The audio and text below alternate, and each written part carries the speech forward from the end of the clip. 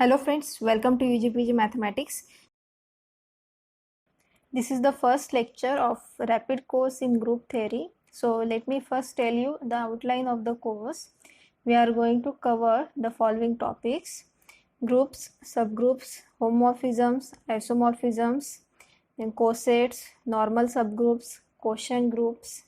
And during the course we are going to see some important results and formulas that will help you in your entrance exams.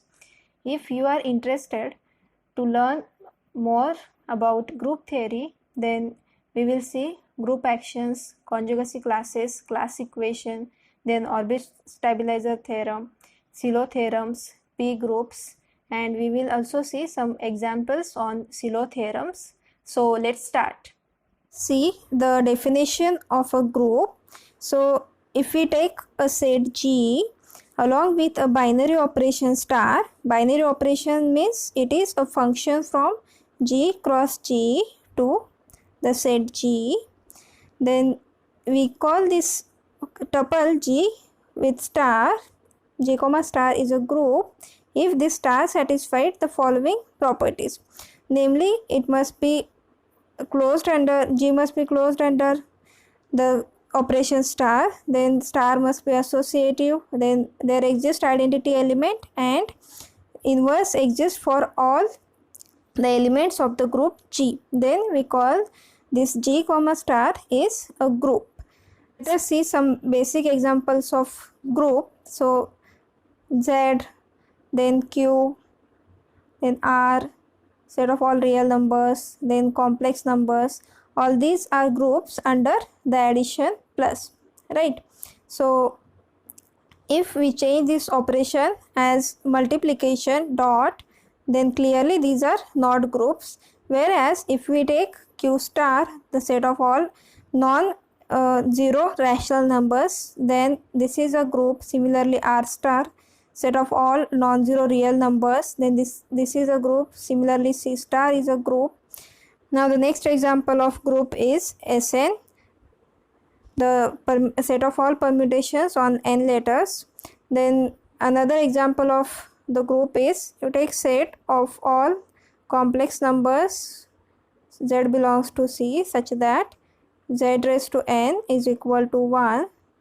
This is just same as take, so all the elements of this group are just e raised to 2 pi I k by n, where this k runs from 0 to n minus 1. So precisely there are just n elements. Now the next example of a group is Zn, which is just equal to 0 bar up to n minus 1 bar. Then let us see the next definition. So a group is abelian if this A star B is same as B star A for all AB in G. If we take any two elements, then they commute. Now the next definition is the order of the group G. It is denoted by this symbol or this symbol mod G, and this is just the number of elements in the set G. So if we take G is equal to Z, then clearly this order of Z is infinite, or we call Z is an infinite group. Similarly R, then if we take Zn, then there are precisely n elements, so the order of the group Zn is just equal to n. Now if we take S3 or Sn, then the order of S3 is just equal to 3 factorial. In general, if we take this is n, then this is n factorial. Then if we take the group GLN is just, so GLN FP is just this A is n by n matrix over FP, such that the determinant of A is not 0, and we can easily check that this is a group under multiplication. So what is the order of this group? It is just equal to p raised to n minus 1 into p raised to n minus p, and so on up to p raised to n minus p raised to n minus 1. So how to get this? If we have, say, a matrix A is equal to, now this is n by n matrix, and the entries, so this, say, a11, a12 and so on up to a1n, then next is a21, a22 and so on up to a2n, and so on, an1, an2 and ann.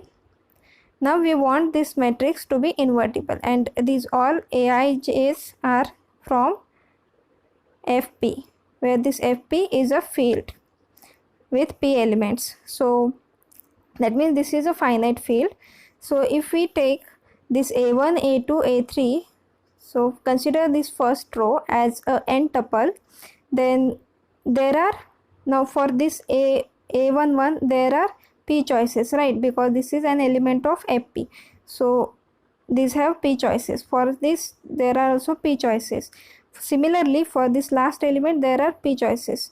So for this vector we have p into p into p. All this is just p raised to n choices.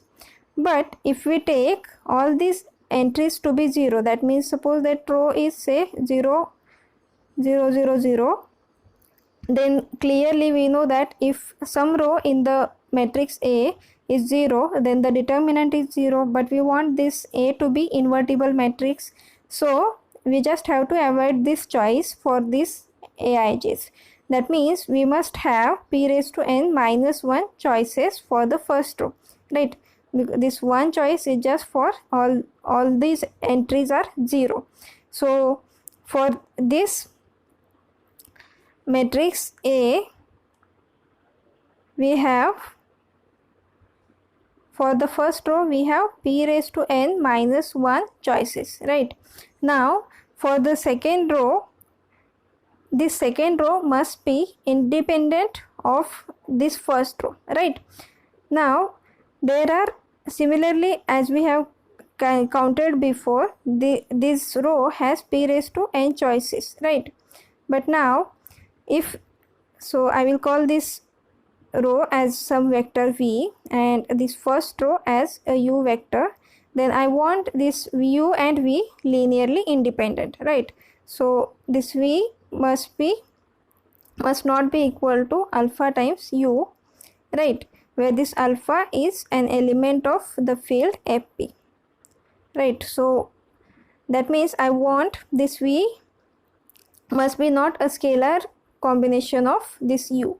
So this p choices must be deleted from this total choices p raised to n, right? Then only these two rows, this u and v, are linearly independent. So delete p choices. Now similarly this third row has p raised to n minus, now this row, say w, must be independent of this u and v, right, in order to get determinant non-zero. So this we must have to subtract this p square choices, because w is not equal to alpha u plus beta v, right? Then only w becomes linearly independent. Hence if we go on doing like this, then for the last row we have p raised to n minus p raised to n minus 1 choices, right? Now by multiplication principle we have this p raised to n minus 1 times p raised to n minus p times p raised to n minus p square and so on into p raised to n minus p raised to n minus 1 choices for this matrix A, right? And hence the order of this group GLN FP is this. So let us see some basic properties of the group. So if we have a group G, so let us fix this group G. Then for any element A in G, this A raised to 0 is equal to identity of the group G. Then A raised to n is just simply A dot A dot A, that means suppose this G is a group under dot, where this dot is a binary operation on G, then A raised to n, it means you just take A with itself n times under this operation dot. And similarly, this A raised to minus n means we can write this as A raised to minus 1, A inverse raised to n, then this is just equal to take A inverse n times, right? Now, so next property is A raised to m times A raised to n is equal to A raised to m plus n, and similarly A raised to m whole thing raised to n is same as A raised to mn. And note that whenever we have a group G, then the identity element E is unique in the group G. So this is about the properties of the group G. Now let us see some example on binary operation. So which of the following operations are binary operation? Now the star on Z is defined by A star B is equal to A plus B. Clearly this is a binary operation, because if we take any two integers, then their sum is again an integer. Now if we take star on Z plus positive integers, then which is defined by A star B is equal to A plus B and divided by A dot B, then clearly this is not a binary operation, because if we take A equal to 1 and B equal to 2, then the resultant is just 1 star 2 is just 3 by 2, and this 3 by 2 is clearly not in Z plus, right? So this is not a binary operation. Now if we take A star B on the same set Z plus as A plus B minus AB, then this is also not a binary operation, because if we take A is equal to 2 and B is equal to 3, then what is 2 star 3? This is just 2 plus 3, which is 5, minus 2 into 3 is 6, which is equal to minus 1, and note that this is a negative integer, so this is not in Z plus, right? Hence this is not a binary operation on Z plus. Now next is, if we take Q, the set of rational numbers with the operation A star B is equal to A plus B divided by A dot B, then this is also not a binary operation on Q, because if we take element A, one of the element is 0, right? 0 is in Q, then this division is not defined, right? Because anything divided by 0 is not defined quantity. So this is not a binary operation on Q. Whereas if we just remove this 0 from this Q, that means if we take the operation on Q star, then this becomes a binary operation, because if we take any A and B different from 0, then clearly this A plus B divided by A dot B is an element of Q. Now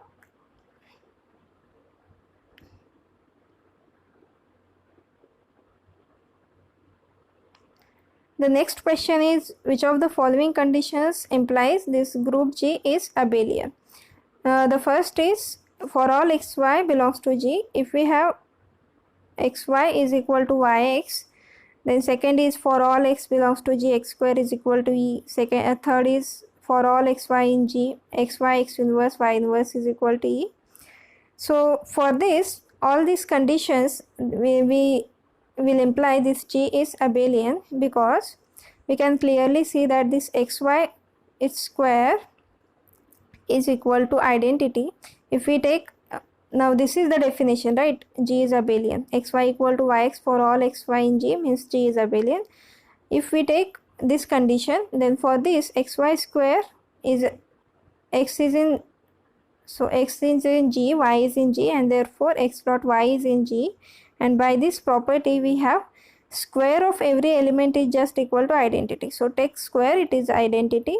Just simplify this, we will get xy is equal to yx, and hence this G is abelian.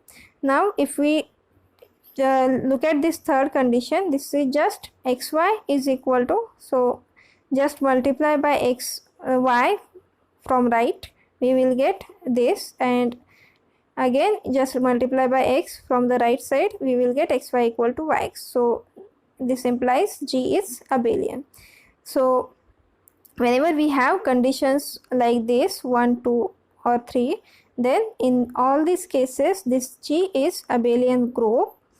Now this is true, this condition implies G is abelian is true, but the converse is not true for this statement, because if we look at this example, we take the group to be Z, then this Z is abelian, right? But now look at the square of 2, that is 2 square, which is just equal to 2 plus 2, because Z is a group under addition, right? So this is just equal to 4, and clearly this 4 is not equal to 0, right? Because 0 is the identity element of this group Z. So even if this group is abelian, we do not have the square of this element, namely x is equal to 2 is equal to identity, right? So this converse does not hold here. So this is the important thing. Now some results related to abelian groups. The G is abelian, then for all AB in G, we have AB raised to n is same as A raised to n times B raised to n. If we have A square is times B square is equal to AB its square, then, and this holds for all AB in G, then G is abelian. If we have AB raised to I is same as A raised to I times B raised to I for all AB in G, and this holds for 3 consecutive integers. That means suppose it is true for I plus 1 and I plus 2. If this condition is true for these 3 numbers, consecutive numbers, then G is abelian. This is easy to prove.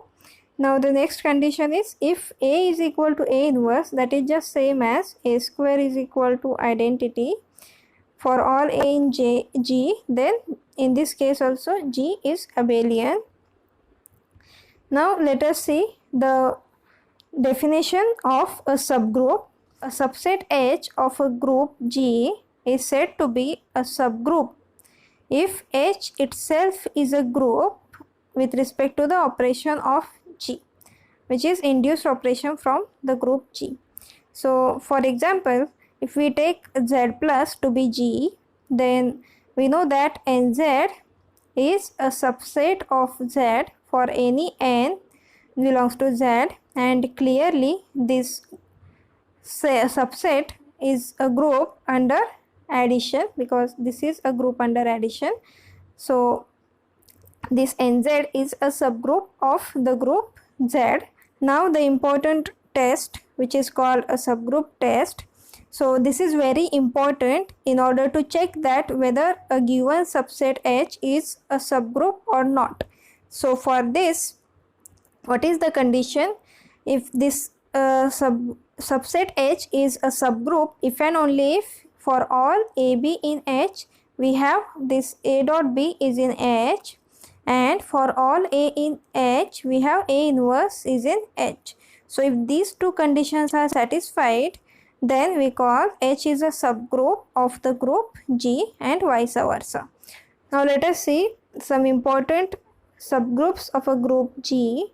So if we take a subset singleton identity, then this is a subgroup of a group G, and also G is a subgroup of itself. So these are called trivial subgroups of a group G, and any other subgroup H apart from these two subgroups is called a proper subgroup of a group G. So just remember this.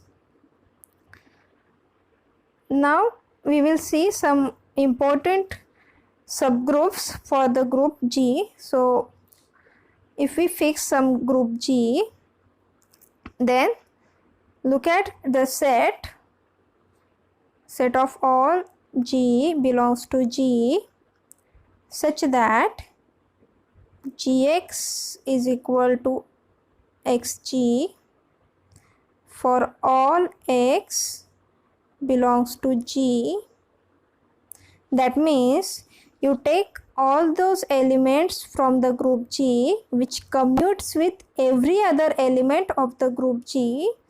So this set is just a subgroup of the group G. This is very easy to prove, and this is called Z of G name, and that is center of a group G.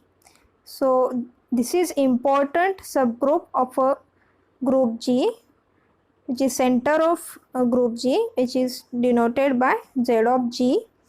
Now the another important subgroup is just fix a group G and take an element A in G and look at the set G belongs to G such that GA is equal to AG. Right, that means fix some element A and look at the elements of G such that this commutes with the element A. GA is equal to AG. That means this G commutes with A. Right. So this also forms a subgroup of a group G, and this is called centralizer of the element A, and it is denoted by C of A. So this is also an important subgroup of a group G. Now let us see an example which is about a generated by some element. So a subgroup generated by some element is just denoted by this symbol. So you take the group Z and let us take some element A is say suppose 2 in Z, then a subgroup which is generated by 2 is just same as you take all the multiples of this element 2 in Z. So this is clearly 2Z, right? Similarly, if we take any other element say 3 in Z, then the subgroup generated by 3 is just same as take all the multiples of 3 in Z, which is just equal to 3Z, right? Now just note that if we take union of these subgroups, then it is not necessary that this becomes a subgroup. So this is a counter example for this. If we take subgroup generated by 2 union subgroup generated by 3, then this is not a subgroup, because now this contains 2, right? 2 belongs to subgroup generated by 2. Then from here 3 belongs to subgroup generated by 3. But if we take 3 minus 2, which is equal to 1, and clearly this 1 is not in, so I will call this whole thing as say H. It is not in H, right? Because 1 is not a multiple of 2, and similarly 1 is not a multiple of 3. So it is not in the union of these sets. So this H is not a subgroup of Z. So remember this, the union of two subgroups need not be a subgroup, whereas if we take the intersection, then intersection is always a subgroup of the group G. So if we take intersection of HI, where this I is greater or equal 1, so any collection of subgroups HI gives us a subgroup, which is, you just take the intersection of this HI, this becomes a subgroup of the original group G. Now the next thing is, if we fix a group G to be Z, then every subgroup of Z is just of the form AZ, where this A is an element of the set Z. So there are infinitely many subgroups of the group Z, namely 2Z, 3Z and so on, right? Now, the important thing is, what is the subgroup generated by element A and B in Z? This is important question. So, this is just equal to AZ plus BZ, right? Because this is the smallest subgroup which is generated by both A and B in Z. And what is really this? So this is a question mark. Now we will see this using some example. So look at, say, 2Z plus 3Z. Now what is this? This is just equal to, we want this 2Z also there and 3Z is also there, right? So we want something, I will call, suppose this as, say, some DZ, right? Now 2Z must be a subset of DZ, right? So this gives us this D must divide 2, right? And similarly this 3Z must be a subset of DZ. So this gives us this D must divide 3. And now note that this is the smallest subset which contains this 2Z and 3Z, and hence this DZ is a smallest subset which contains this 2Z and 3Z. That means D is the smallest integer which divides 2 and 3, right? So this D is just a GCD of this 2 and 3, right? So whenever we have AZ plus BZ, which is a subgroup generated by both A and B, it is just equal to DZ, where this D is a GCD of A and B. So our example, 2Z plus 3Z is just equal to Z, right? Because GCD of 2 and 3 is just 1, and 1 Z is same as Z, right? So this is about a subgroup generated by some element in a group G. Thanks a lot for watching. Please like, share and subscribe if you find this useful.